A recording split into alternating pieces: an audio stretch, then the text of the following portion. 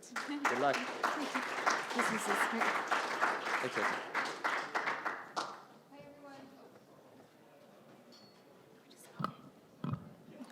Hi, everyone. Thank you for coming to this session. And for the next 25 minutes, I'm hoping to explain to you how you can crack on content marketing or don't attempt it at all. But as mentioned before, it's really hard, and we had a really hard time doing it as well. So I'm not just going to share with you all of the best results, but also the hard times, and hopefully to give you a realistic picture of what it means to actually start this channel. All right, so it's already been mentioned, I'm currently working at Blinkist on the performance marketing team, and I used to work at AFIT, and I've set up content marketing for user acquisition at both companies. And together, that means I have 4 years of experience in native advertising. If you don't know what that means, that's okay. That's why you're here. I'll explain that very quickly. And before I jump into it, so what does it mean when I say you can use content marketing for user acquisition? So it's actually very simple. It's pretty straightforward. You just need to, first of all, set up a blog or a magazine for your product. I think most apps here have one. And then you just create some articles about your product. And you want to basically turn that into a sign-up flow, which hopefully you can actually advertise on networks like Outbrain or Taboola, which are, as mentioned before, they're very new networks that are hard to understand, but actually could really pay off. And what you're hoping for is that when people read your articles, that when they access your articles from Outbrain or Taboola, that they're going to become customers and they'll pay off your advertising costs. Can everyone hear me okay? Or should I step back a little bit? Yeah? Okay, great.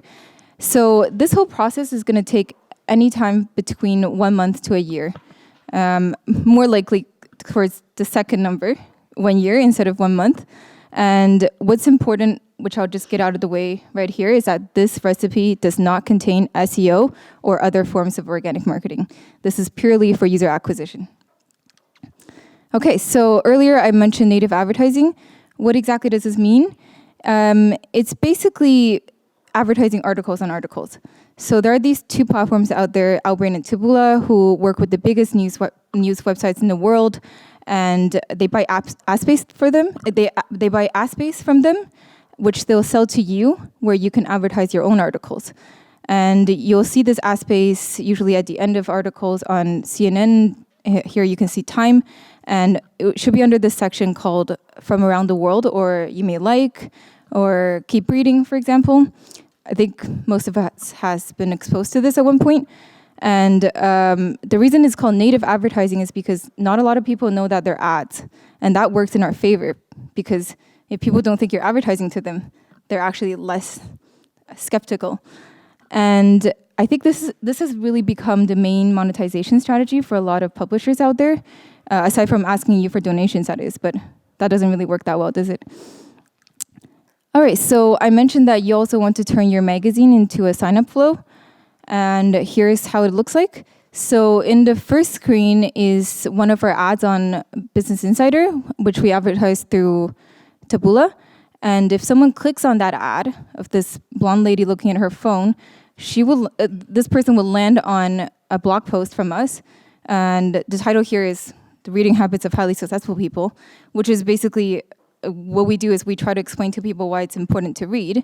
And if we're really convincing, this person probably wants to read more, and this is where we sell our product, or at least like get them interested enough that they'll check out our product in the App Store. So that's basically it. That's what a sign-up flow from a magazine looks like. And we're not the only company who does it. So other companies include Runtastic, there's LifeSum, Fabulous. HelloFresh is also a huge fan of doing this. I don't know if anyone from these companies are here today, but yeah, they all do a pretty good job. There's AFIT, like I mentioned before, Musician, and I guess the most popular brand that you might know about who does this is Babbel. And I'm sure everyone here has been exposed to a Babbel ad at one point in the last 5 years. All right, and I guess the most interesting thing is the reason you should do it is not because it's good for your brand. Again, this has nothing to do with brand. It's good for our brand, but it's not why we're doing it. The reason we're doing it is because there's so much potential when it comes to scaling. And here's a pie chart of how we distribute our budget at Blinkist. And what you can see here is that there's just as much potential coming from paid content marketing through Outbrain and Taboola as there is on Facebook and Instagram. And another reason why you should do it is because it gives you an opportunity to reach out to more people.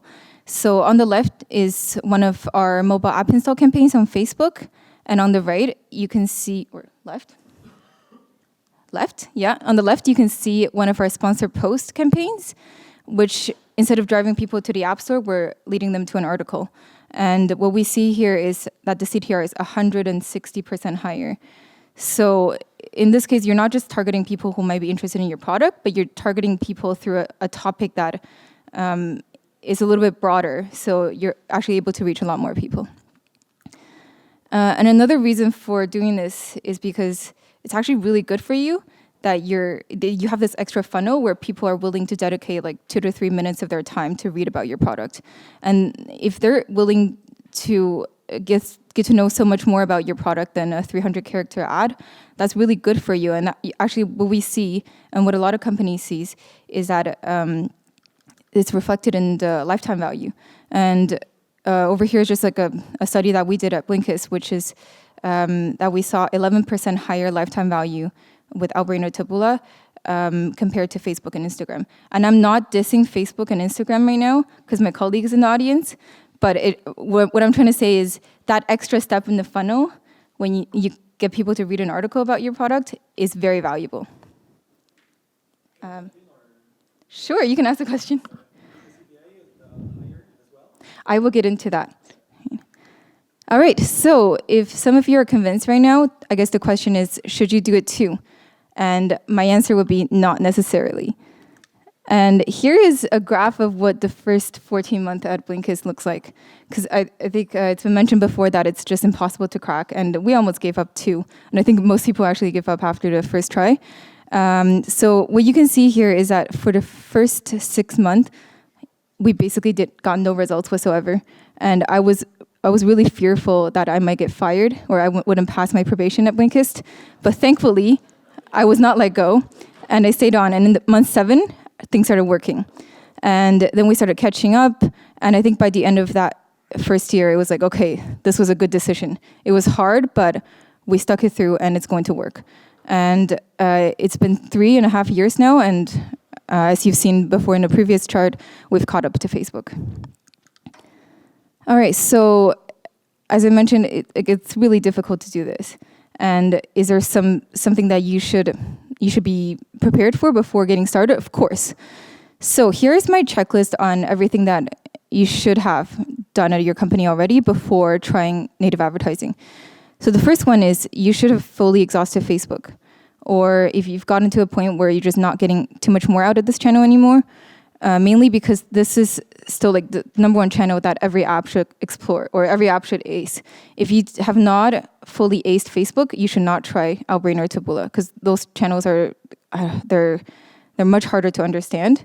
Not necessarily because it's like it's harder to do one versus the other, but there's a huge learning curve that most people cannot get through. Also, you should probably look at CAC, which is a cost per acquired customer versus cost per install, because the payoff actually comes after the install. And if you're looking for a channel that would deliver the cheapest CPI, this is not it. Also, you should be in a position where you can put together or like modify a landing page relatively quickly. I don't know if you're in a company where you have to submit a task to your front-end team and then in 2 months they get around to doing something or launching a test, you will not be ready for launching a campaign on Outbrain or Taboola. The next one's a no-brainer. You should be able to track conversions on a very granular level. So which campaign is coming from, ad group, and also creative. I know this seems like common sense, but it's still just really important to address right here because you'll be doing a lot of postmortems. Most of your campaigns will fail, and you need to be able to look at your data and understand exactly what's going on. And if possible, there should be a person on your user acquisition team who can set aside 50% of their time, because this is not a channel where you can just manage with 2 hours a week. It's more and it's actually most of it is not even managing the campaigns. Most of it just making sense of what the hell is going on. And the next point is perhaps like the easiest to achieve for a lot of companies here, which is just find enough money to do this. I would say a minimum of 50K for testing. You could probably do it with a lot less, but just to be conservative here, set aside a lot of money in case it doesn't work from the beginning. And I think the most important thing, actually, they're all really important, but patience is crucial here. You should be able to wait 6 months before seeing positive results. So if you're looking for a channel that will give you growth right away, this is not it. Okay, so I hope I haven't scared everyone off, and that you're still interested in how we did it anyway, regardless. So if you want to attempt Outbrain and Taboola, and I've warned you how dangerous it could be to go down this path, but if you do still want to do it, the first thing is not to hire a freelancer or hire a content manager to write articles or start looking on LinkedIn at who has Outbrain or Taboola experience. But the first thing is to actually just figure out what you want, how you want to sell your product, and getting your content right. So I would recommend for everyone here just to think about what is the cost behind your product. Every product has a cost worth fighting for. Figure out what yours is, and you can build a content marketing strategy around it. So for example, our standard pitch for Blinkist is that it's an app that transforms books into digestible content, specifically nonfiction books. That's our standard pitch, it's not our cost. And although it explains perfectly what we do, it's not something that people will get excited about. But if we were to communicate our mission, which is to inspire the world to read more and become smarter or better, that's something that people will get passionate about. And it's actually an interesting story in that sense. So if you can't think of any other story to tell, this is a good starting point. And once you figure out how you want to sell your product, then it comes down to writing an article that you could use in advertising. And the average paid content article looks very different to SEO articles in the sense that you can expect most people will just drop out after halfway. And the reason for that is actually, to be honest, I think for SEO articles, the same thing, but most of the time they don't look at stats like this because they're not investing money behind it.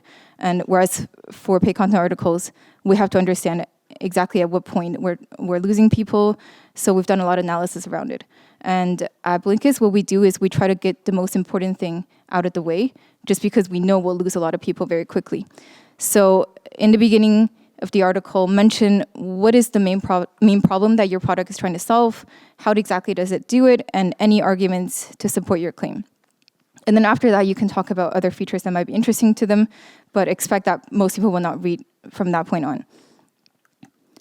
All right, so a very important thing is that you shouldn't spend all of your time on writing copy, because copy is not going to be responsible for all of your success. I would say, like, here's a rule of thumb, that 50% of your success is going to come from what you write and how you write it, and 30% will come from the layout and conversion elements, and then the rest of it has to do with images, which is surprisingly not that important when it comes to paid content marketing, and also designs. If it's on brand, obviously if you have a really pretty magazine, that helps, but it doesn't contribute that much when it comes to conversion. Another really important advice that I have to give everyone is that you shouldn't overdo the CTAs. Because imagine, like, over here, we did a test where we added an extra button, and we thought, okay, it really wouldn't hurt, right? Just giving someone an opportunity to convert a little bit earlier. But in fact, it was so bad for us that it impacted our conversions negatively by 50%. And I can't really fully explain why this happened, but just imagine if you if you read an article on the New York Times nowadays, you will be exposed to at least like 5 banner ads. How does that make you feel? Do you still want to keep reading, or do you want to just leave because you're pissed off at all these banner ads that are not relevant to you, or about a topic that you researched a few weeks ago that is no longer relevant to you? So that's what's happening here if you add an extra button, because people will either assume that the article has finished, or they're pissed off because they wanted to read something and you're not letting them read. So that's why you shouldn't add extra buttons. Okay, so once you have your article, which should be a very good value proposition for your app, that's when you should start considering where you want to advertise your content. So I mentioned Outbrain and Taboola before. They're actually two separate companies. They have very similar functionalities. Essentially, if you can think of it this way, most of the biggest newspapers in the world will work with either Taboola or Outbrain. And in the past, there used to be like some sort of generalization you can make on who works with what, but their business development team is working so fast. So if I were to tell you a publisher now that works with Outbrain, maybe they won't work with them anymore. They'll work with Taboola in 2 months' time. So I would just say like they're both really good networks. You should just have a look at their portfolio publishers and see which one is a better fit with your product. Okay, and the next thing is that there are actually huge limitations with these platforms, which is that you can only target by location, platform, or device. I think this probably scares a lot of people because we're used to working with social media platforms where we know the age, the gender, and a lot of really personal things about our target audience. Over here, you don't get to do that. They will probably pitch you interest targeting or lookalike targeting, but it's still very immature at that stage, and it's not something that Blinkist uses very much. So I don't know if that concerns anyone. I don't see any like scared faces here, but I think this is the part where we need to talk to the marketing side of ourselves and just think about how can you reach your target audience without this super fancy targeting options. And the answer to that is you need to make sure your content attracts the right people. So instead of filtering out a group of people that you know clicks a lot on your ads but don't convert well, you just figure out how you can phrase your marketing copy so it doesn't attract those people. And that's basically the key to paid content marketing, is that targeting options is horrible. You just need to write the good content to attract the right people. Okay, so once you figured out which platform you want to work with, you want to budget $10K for an initial test flight, which should last you a month, and also give you a dedicated account manager. And a lot of people actually ask me, it's like, do we really need account managers for this? Is this something we can just do with a very small budget?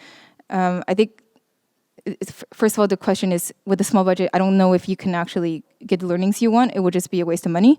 But secondly, there is a huge learning curve, especially when it comes to what ad copy and images work, because it's very different to the other channels. And I would say, like, when you don't know any better, just take their advice, because they will probably know better. They will probably know their channels better than you would. And hopefully you have at least 3 articles based on any brainstorming round you've done with your product team, and set up 3 campaigns. And at this point, just have very low expectations, because just think back to that graph I showed earlier about the first 6 months. The first test is usually a fail. I know a lot of companies who have succeeded with Outbrain and Taboola, but the first test was horrible. And most people just give up after that initial one, but they don't realize that that initial one is supposed to be horrible anyway. So I'm just setting expectations here. And I think instead of thinking of it as, I'm just going to test this channel and see if it's is it good for us, you should be actually prepared to answer questions like, did any of the articles come close to goal? If not, why might that be? Maybe you should do another brainstorming round on why people should download your app. Maybe you didn't do a good enough job at coming up with a value proposition. And are you in the position to continue testing for the next few months? This is a question you should keep asking. And you might not, let's say you might think, okay, like the initial test flight really didn't go well. I like to wait 6 months until we hire someone new, or if we raise a bit of money so we can actually keep testing, that's fine. But you still have to answer these questions. So it's not like you ran a test and then it failed and you're not quite sure why. And a really important question you should answer is, what is the weakest part of the funnel? Is it that people weren't interested in your ads, or that you couldn't convert well when you let people onto your magazine, or that like the purchase rate was kind of low, which suggests that it has nothing to do with this channel, that it's just your product is not ready for paid marketing. Yeah, so just answer those questions initially, even if this is not going to succeed, and it won't. And at least you'll be in a better position to relaunch. And the question you were asking earlier about the CPAs, so you can expect that the sign-up rate is going to be slightly lower just because there's an extra step in the funnel, which you will lose people through, but actually isn't terrible considering that the purchase rate should be around 20% higher. Okay, so you've had your horrible first test, and this is the time when you start iterating and relaunching. All right, so beforehand I mentioned that you should probably start thinking about different ways you can sell your product. You can either do that through popular use cases, success stories, which is very popular. I believe like Babbel did this for the longest time. They just relied on the success story of this guy who can speak 7 languages. You can also talk about your company culture, but just think of any way that might make your product appealing to the masses. And then a really important thing is that you should focus on the big changes. So don't do things like, oh, I'm gonna change the font of the title to something a little bit bigger so people don't bounce. Think about what exactly, when you're changing something, think about what your hypothesis is. So you're not just changing things randomly and hoping that it will work. One thing that we did was we improved the readability of our quote styles, which actually makes a huge difference. So if you can imagine, like if people actually have a good reading experience, they're more likely to convert. And generally, when we run tests on our magazine, we're focusing on providing more value to the reader. I think I'm probably going to send around these slides afterwards, so you don't have to take notes right now. All right, so just a warning, there's a lot of things that will not give you results that might actually distract you and be a complete waste of money. And the first one is rewriting copy doesn't really do anyone good. Just because I think from a copywriter's perspective, they might suggest to you, like, oh, I just don't think that article was written very well. Can I just rewrite it? And it'll be so much better. But if you think about it this way, it's like you've already said what you had to say. If you say that in a more poetic way, it's not going to make the reader more likely to download your product. It also doesn't matter what the banner image is, or as a matter of fact, like where it is and what it is. We've done probably like 20 tests on the banner image, and it really does not matter. The only learning we had for the banner image is that you should have one, but what it is and where it is does not matter. It also doesn't matter what you bold. Again, as mentioned before, don't add extra buttons. Keep your reading experience as smooth as possible, and don't make your magazine look like a block, like a travel blog that can't afford any other form of funding. Okay, so once you figured out what you want to iterate, you come up with a testing schedule. I recommend just like having a few lined up, strong ones, of course, and that's when you should start considering relaunching. And you budget another 10K for this, and this time just put your money towards the most promising campaign, and the expectation should still be low at this point. You might succeed, but most likely you won't. And your goal here is not to make this channel work, but more just like conclude these tests so you'll be in a better place the next month. And you just keep doing that for the first few months. That's exactly what we did as well. And by the 6th month, everything started working. You should probably be able to do it a little bit quicker. I think looking back, we probably overcomplicated things a little bit, but yeah, like after the first relaunch, you might already start seeing some positive results. So yeah, you just do that, and then you'll have your cash cow. So my main takeaway for everyone is that content marketing isn't the easiest channel to scale, but once it does, it can really pay off, and it'll become a cash-making machine. All right, so I think I have 1 minute for questions. Anyone? When you showed the pyramid, did you guys learn that by yourself, or was the account manager in the classroom that showed you how to do it? I think it was more learning that we did, because initially we weren't always mentioning Blinkist in the beginning.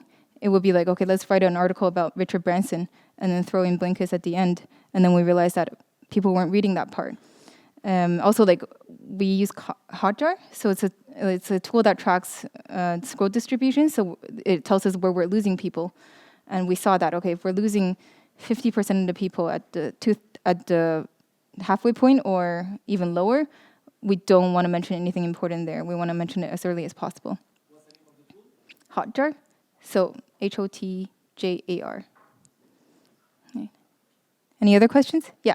Are you also using Taboola and Outbrain for normal native campaigns where you just link directly to the Play Store without some content article? No, we don't actually do that. So we like to think of ourselves as the really, I guess, like traditional, we're not iterating a lot. Like initially, like that was not even possible. For the longest time, you couldn't link to the homepage or the app store, and that's our style. Basically, our style is just like we only did it through articles. And actually, we haven't really done a lot of tests of leading traffic to the app store or to the homepage. Like initial numbers don't look that great, and we know we're stronger in content marketing anyway, so we use articles. Okay, I don't think we have any more time left. One more question. Any more? Nope. Okay. All right. Thank you.